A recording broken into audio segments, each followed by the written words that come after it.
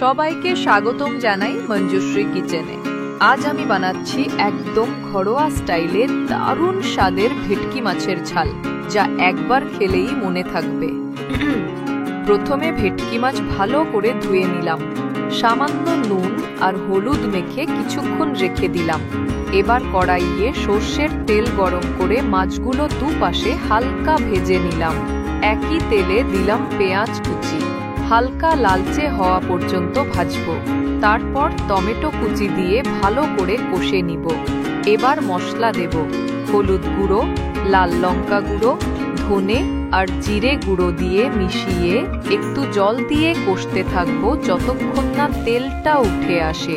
এখন ভাজা মাছগুলো মশলার মধ্যে দিয়ে অল্প জল দিয়ে ঢেকে রান্না করব 6 থেকে 8 মিনিট।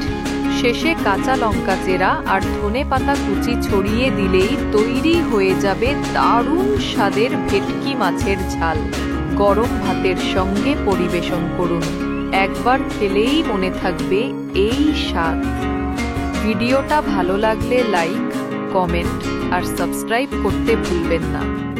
@মঞ্জুশ্রী কিচেনকে। ধন্যবাদ সবাইকে।